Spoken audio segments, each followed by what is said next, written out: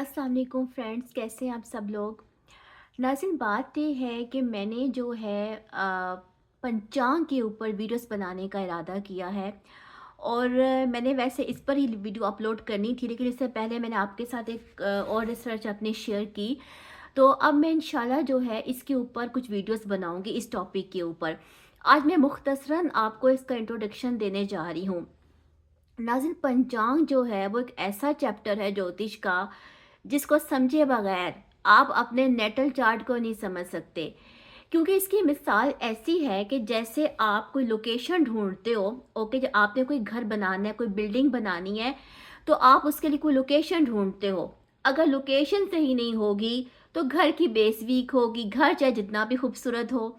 ठीक है, तो पंचांग जो है वो ऐसे ही लोकेशन देता है आपके बर्थ चार्ट के लिए। पंचांग जो है, पंच का मतलब होता है पांच, ठीक है, और अंग जो होता है आप उसको पार्ट्स के साथ भी कनेक्ट कर सकते हो। वैसे इसका मतलब जो है वो लिम्स है।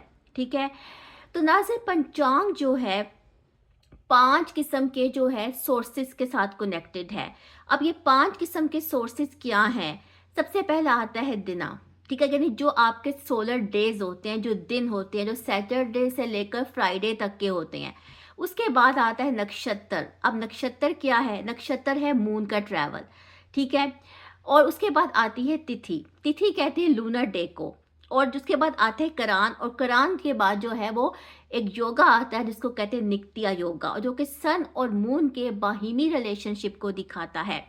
वैसे जो पंचांग होता है बेसिकली वो क्वालिटी ऑफ डे से कनेक्टेड है। अगर हम इसको, इसका मतलब देखें, इसका लिटरेरी मतलब देखें, तो ये इंडियन एल्मानेक है, यानी कि इंडियन कैलेंडर है जिसके ऊपर जो है उनके फेस्टिवल्स बेस करते हैं। जैसे कि हमारा एक इस्लामी कैलेंडर है और हम उसके मुताबिक जो है वो अपने फेस्टिवल सेलिब्रेट करते हैं। ईद है, ठीक है, ये सब चीज़ें जो हैं वो हमारे इस्लामी कैलेंडर के साथ रिलेट करती हैं। सेम इस तरह जो है एक इंडियन कैलेंडर है जो पंचांग से कनेक्टेड है। लेकिन पंचांग जो है उसका बर्थ चार्ट को एनालाइज करने में बहुत अहम रोल है।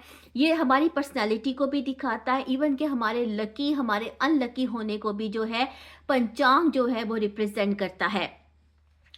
नज़ीर, पंचांग को समझने के लिए जो है एक चीज़ को समझना बहुत ज़रूरी है, और वो है पंच महाभूता। ठीक है, पंच महाभूता जो है ये पांच ग्रेट एलिमेंट्स हैं। आप कोई भी फील्ड्स पढ़ोगे, आप अकल्ट्स के किसी भी सब्जेक्ट को पढ़ोगे, चाहे आप एस्ट्रोलॉजी पढ़ोगे, चाहे पामिस्ट्री पढ़ोगे, चाहे आप टैरो पढ़ोगे, ठीक है, उसमें ये एलिमेंट्स आपको दिखेंगे। अब ये सिर्फ उन लोगों के लिए नहीं है जो कि एस्ट्रोलॉजी पढ़ते हैं या उसको समझते हैं, बल्कि उन लोगों के लिए भी है जो कि एस्ट्रोलॉजी को नहीं पढ़ते। क्योंकि जो पांच ग्रेट एलिमेंट्स हैं ना, यही हमारी ज़िंदगी को आगे लेकर जाते हैं। हमारे अंदर भी यही है, हमारे बाहर भी यही है। अब ये पांच ग्रेट एलिमेंट्स कौन से हैं? सबसे पहला आता है ईथर, यानी कि आकाश तत्व। ओके, उसके बाद आता है वायु, उसके बाद आती है अग्नि, उसके जिसको हम फायर कहते हैं, वायु को हम एयर कहते हैं। ठीक है, और उसके बाद आता है अपास यानी कि वाटर, और उसके बाद आती है पृथ्वी यानी कि अर्थ। सबसे मेन चीज़ जो है वो ईथर है, क्योंकि ईथर है डिवाइन एनर्जी। और ईथर के बारे में ये कहा जाता है कि इससे जो है वो आगे एलिमेंट्स बने हैं, यानी कि ईथर से जो है वो हवा क्रिएट हुई। हवा की जो फ्रिक्शन से जो है वो फायर एलिमेंट बाहर से वजूद में आता है। ठीक है, लाइट जो है वो एग्जिस्ट करती है, लाइट बनती है, और फिर लाइट की जो है ईथर के साथ जब कॉम्बिनेशन होती है तो पानी जो है वो बनता है। ठीक है, पानी जो है उसकी फॉर्मेशन होती है। एनी हो, ये बहरहाल एक पंचांग की डिस्क्रिप्शन थी जो मैंने आपको बताई। अब इन्हीं पांच ग्रेट एलिमेंट्स जो हैं ये हमारी ज़िंदगी के ऊपर असरअंदाज होते हैं। फिजिकली भी असरअंदाज होते हैं, इमोशनली भी असरअंदाज होते हैं, साइकोलॉजिकली भी असरअंदाज होते हैं। और यही हमारी जो है हमारे बर्थ चार्ट को भी जो है वो यही रूल कर रहे होते हैं।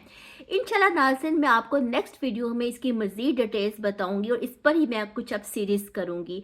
उम्मीद करती हूँ कि आप इसको पसंद करेंगे, अपना फीडबैक देंगे। Thank you.